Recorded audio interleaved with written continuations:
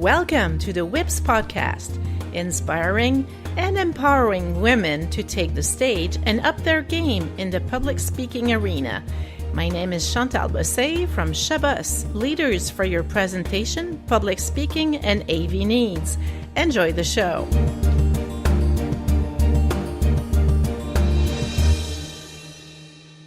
Hello, everyone. My guest today is Katya McEwen. She's from Franklin, Kentucky in the United States. Welcome, Katya.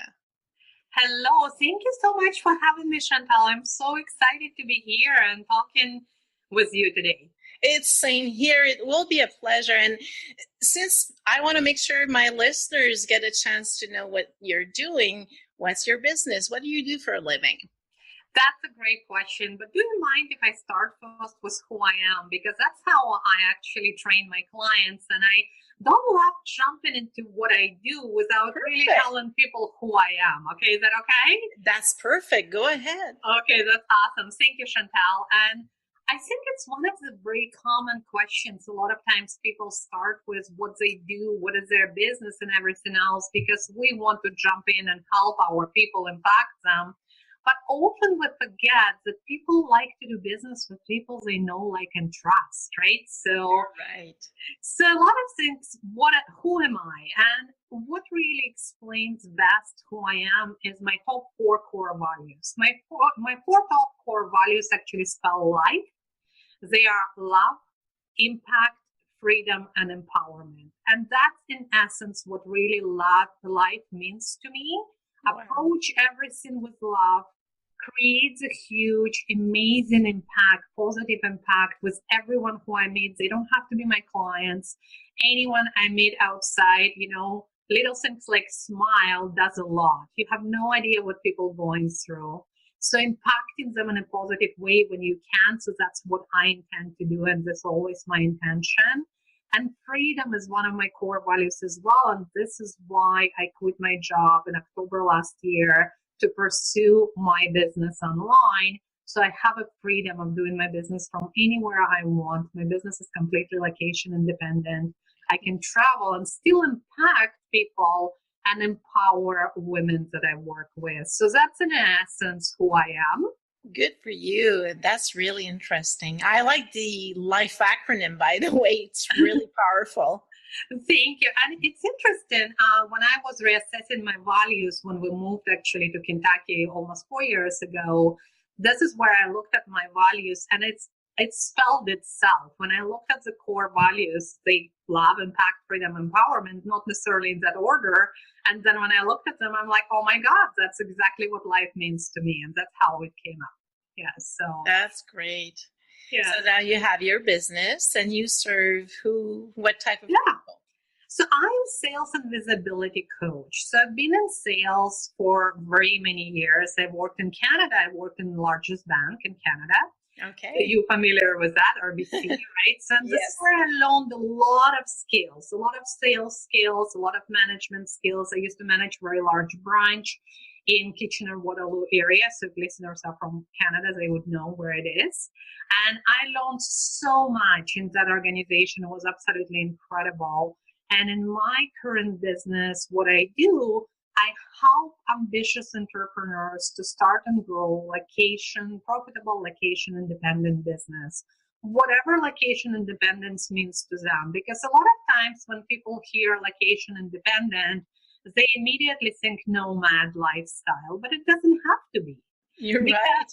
Location independent is for me when I want to do business from my home office where I am right now talking to Chantal. This is what location independence means to me. If I want to do it from a coffee shop, from a local coffee shop, because I don't want to be stuck in my house all day, I can do that too. That's right. I travel a lot. So when I travel, as long as I have Wi-Fi, I can do business and I can still serve my clients. So I serve predominantly ambitious women. And it's not that I don't like to work with men. I do work with men as well. However, I'm so passionate about helping women because we as women are so critical of ourselves. And I learned it along the way. We're our biggest critics. And one of the things for women, which is huge, which is not predominant in men a lot, is imposter syndrome. Oh, yeah. So That's right. and it's women, yes, men suffer with imposter syndrome too, but not to the extent of women. And that's why I'm so passionate to help women to get visible online and really share their message, share their gifts, share their genius so people can find them. Because a lot of times I love sales, but I can teach you a lot about sales. I can practice with you discovery calls. I can do a lot of things with sales. I can give you all kind of conversation starters or what's not.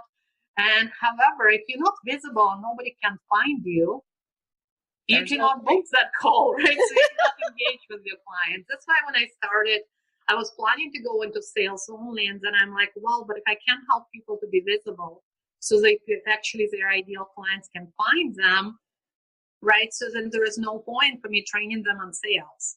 They don't have anyone to talk to, right? So that's how it kind of was born. And that's why I call myself sales and visibility coach, mentor, strategist, consultant. I actually do all the roles.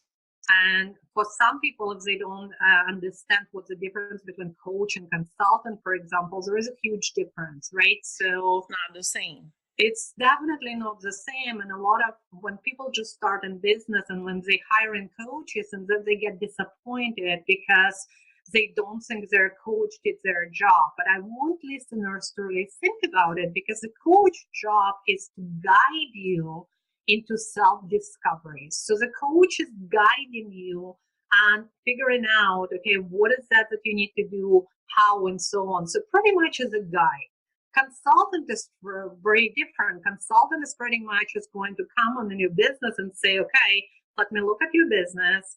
This is what's working. This is what's not working. This is what we can leave.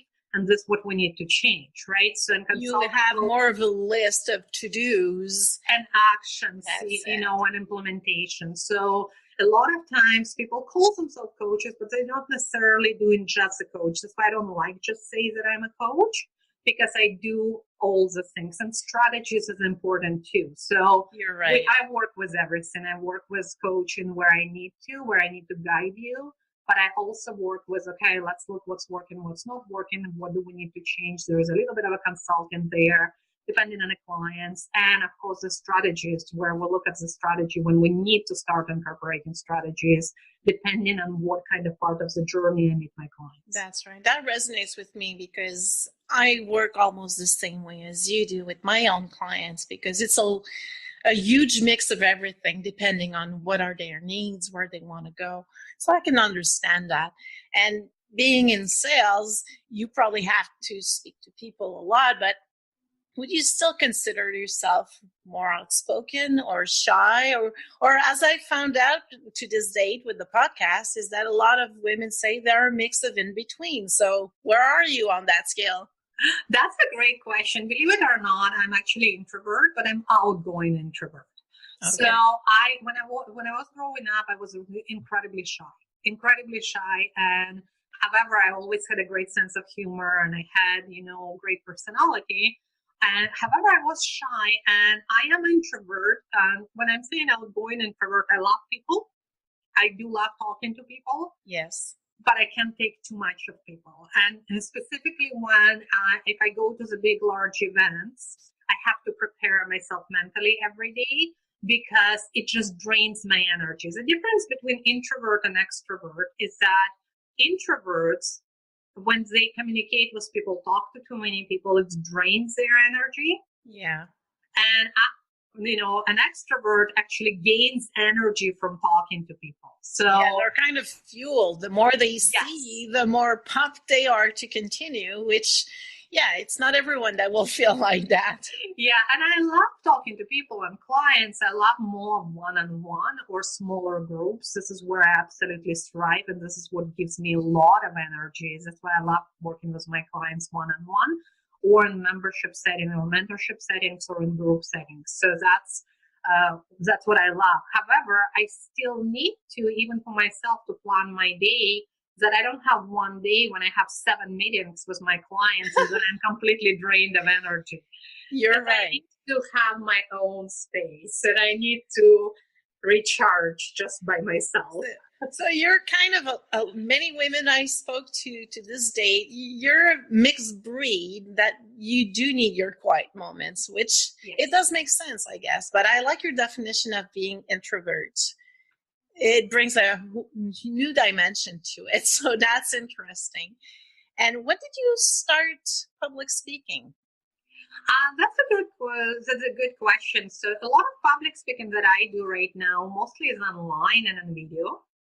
I don't do too much face to face, even so I love it, right? So, but at this point, because I work with a lot of clients online and because I travel a lot, that is by choice. I do it online mostly. And that still is public speaking because you have to interact sometimes with groups, sometimes with only one or a couple of people. But I want to make sure our listeners realize public speaking is as soon as we have to address our message to even a small crowd, a small group, or a large crowd. And it doesn't have to be in a huge venue.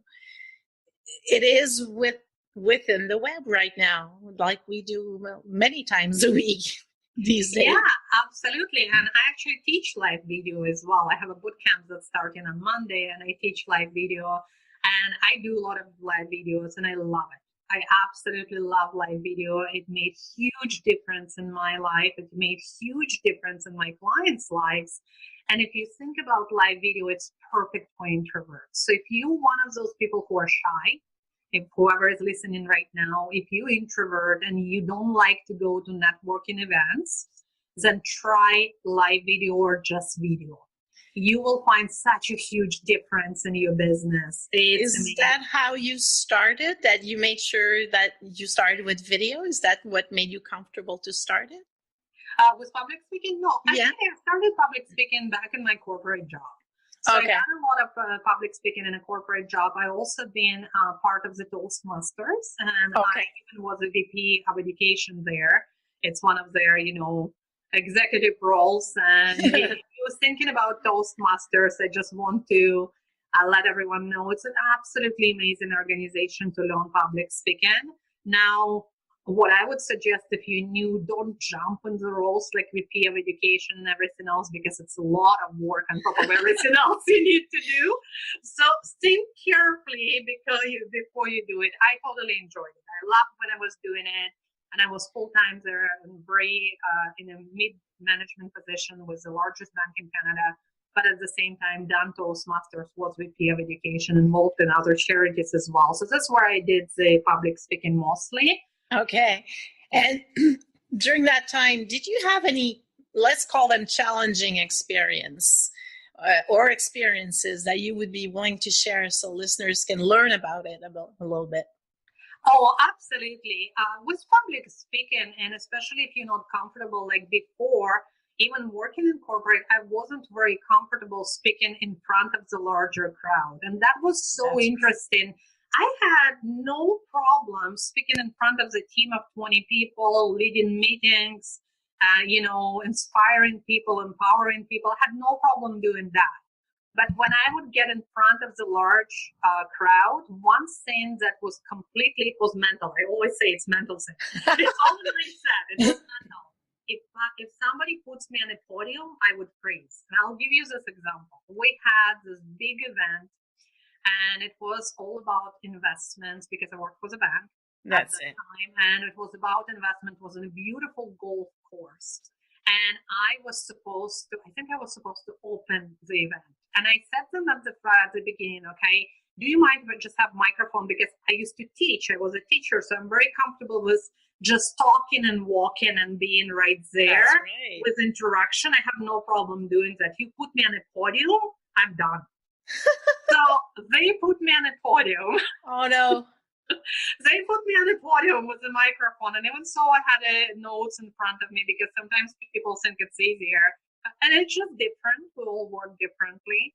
And I don't remember what I said. I mumbled something. It was like, crowd of very, high income, high net worth people. Oh, wow. And we talked about the saving grace there was something about the weather. And I talked about the weather and hockey and that we're not going to hold them too long.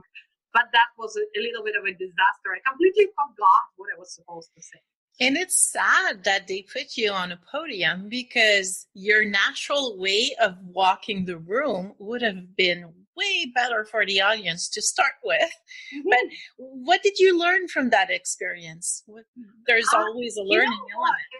Absolutely. I always say there is never a failure. There is only wins or learnings. So there is only two things. We either learn or we win.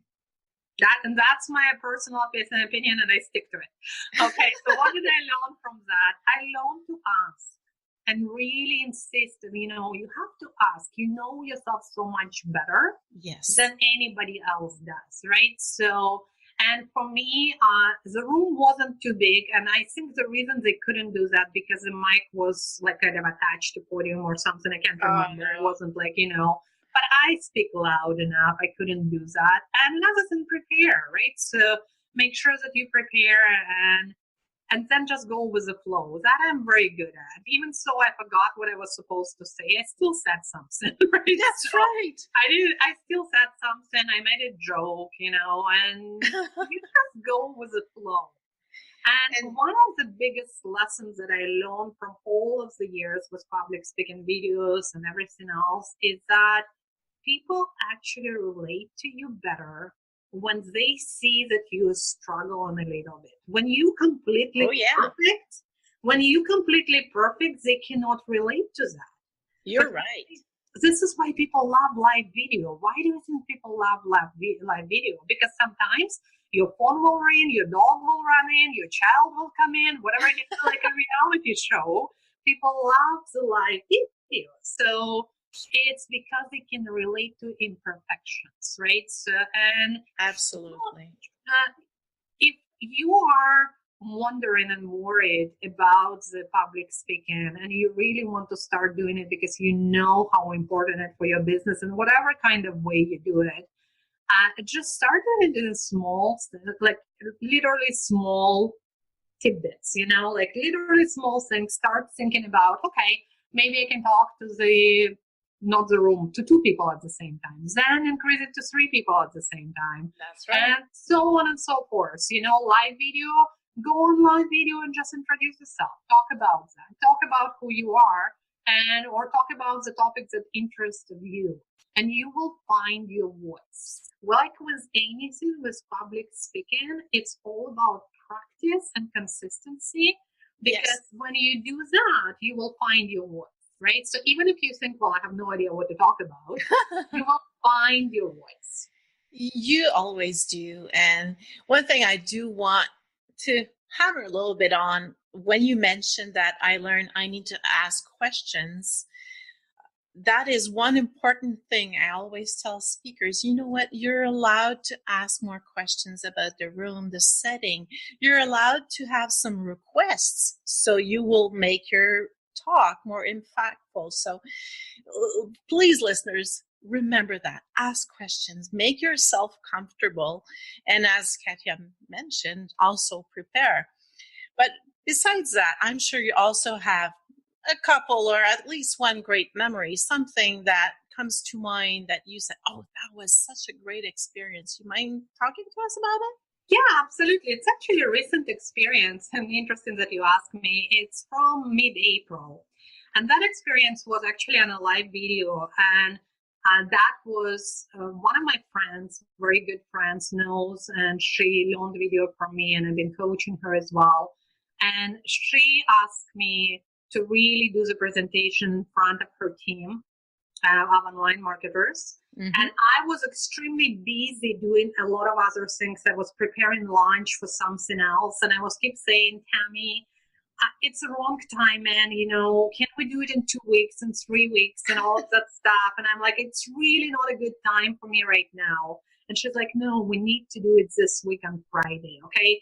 Just for me, can you please do that? And it was funny because she almost twisted my arm. But I was promoting, I was not only just doing the presentation, I was promoting my boot camps that starting this Monday, right? So, and my excuses were, well, I never promote that early. It's more than months away. I have another product that's coming out, this Friday or next Friday. I need to focus on that.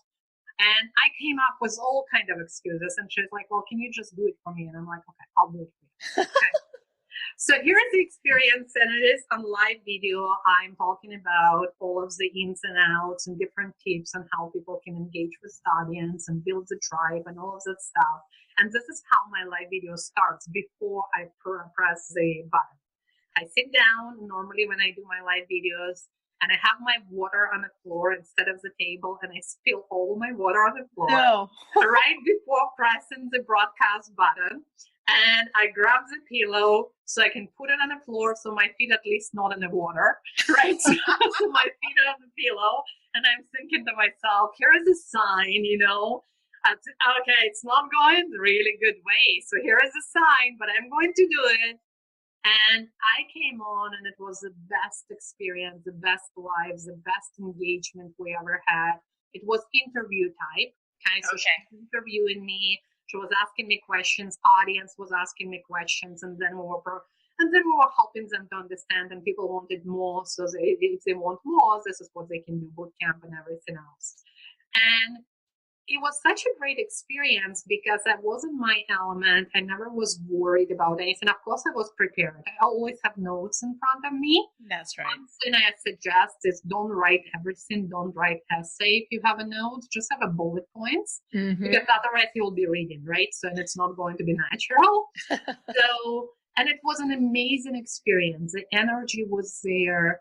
People were engaged. She was incredible, as an interviewer as well. So it was an incredible experience from that perspective. But not only that, if you're looking back, I sold 10 spots on this live video in 90 minutes.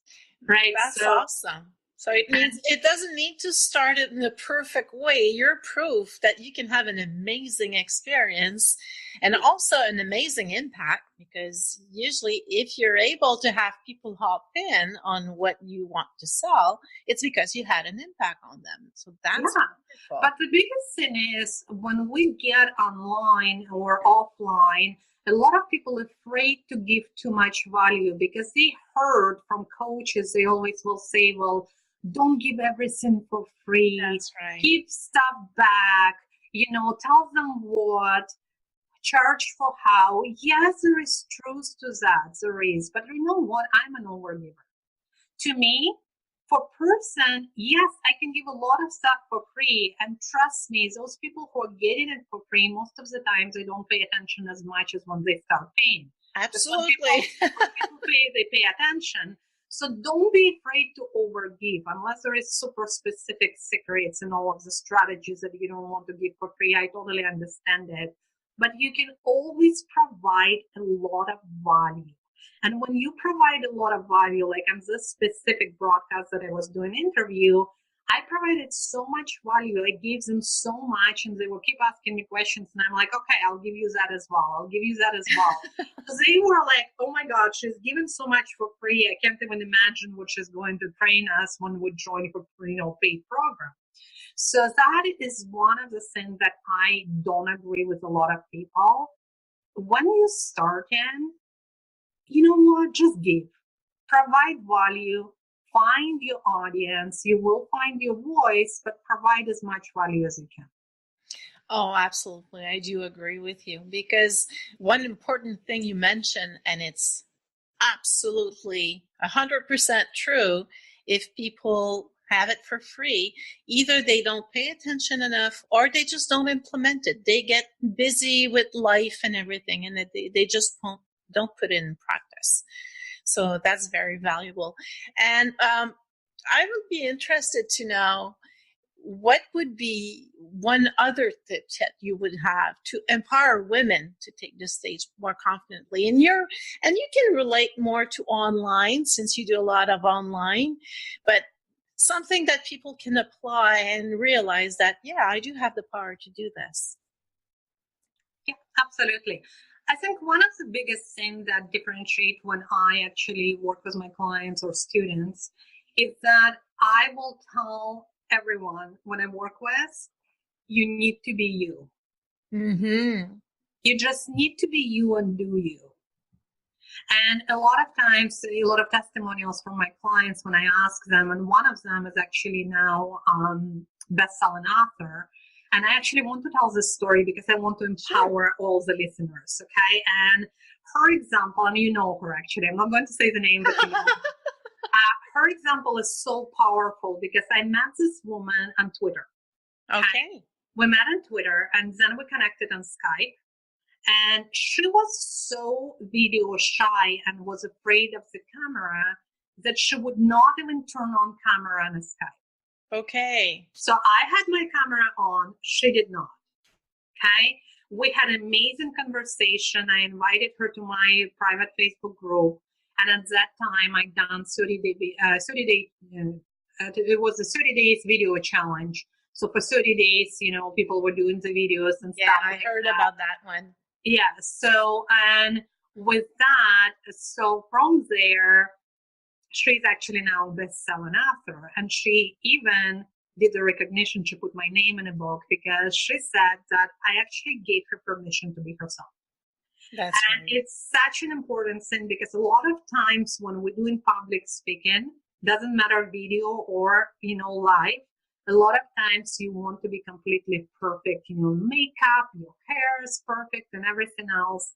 And when I worked with this particular woman, I said to her, well, you go to grocery shopping. Do you do grocery shopping? Yeah. Do you always completely perfect with your makeup when you go grocery shopping? No. Well, so what's the difference if you're on a video and you just being yourself? Why do you, right. if you are naturally don't wear too much makeup, right? So stop listening to the people who saying to you, you need to have more makeup on video because it will amplify you more. Be you and do you. And this is how she became really comfortable on video. And she helps to promote her book on video as well. And it's just amazing. I love talking about this story because it gives me goosebumps. Because for somebody who was so shy, camera shy, that they wouldn't even do it on a Skype, you know, at the time we talked on Skype or Zoom. Well, it was Skype at that time. And she wouldn't even turn on camera. For her to be doing and using video all the time now in her business and becoming number one and best-selling author as well. That's so great. For everyone who is listening, I just want you to take imperfect action. Just think about that, you know, the version 1.0 is always better than 0.0. Oh, I love that one. And imperfect action is always better than no action. Yes. And remember, there is no failures. There is only learnings. You can only learn from whatever you're doing. So what that you will stumble on words? Hey guys, I speak Ranglish, you know, so you can hear my accent. So because I was born in Russia, so I always say I speak Ranglish. It's English mixed with Russian. So what? Like today I was doing live video in one of my paid groups and I couldn't come up with the word dresser. I said, this thing behind me, guys, help me with an English word. Don't just be you, right? So be you, and that's what will attract people. And just take one step at a time, but do that action. So if I can empower anyone right now who's listening, just take that one step. Take that one step and then next step and then next step. And have a consistent action. It doesn't have to be perfect. That is so powerful, Katya. I really, really appreciate that. And I'm sure the listeners will have appreciated too. Thank you so much. And we'll make sure that we post the links with underneath the players so they will be able to find you. You have your Facebook page and you have your website. And I encourage them to go and seek you out because you have a lot of value to anyone that would want to work online. So I do thank you very much for your time. I appreciate it very much. And we'll keep in touch and I'll make sure the listeners connect with you. Yeah, that's fantastic. Thank you so much for having me. We hope you enjoyed the show. Please tell us what you think by commenting and even share with your own networks to inspire and empower others to do public speaking.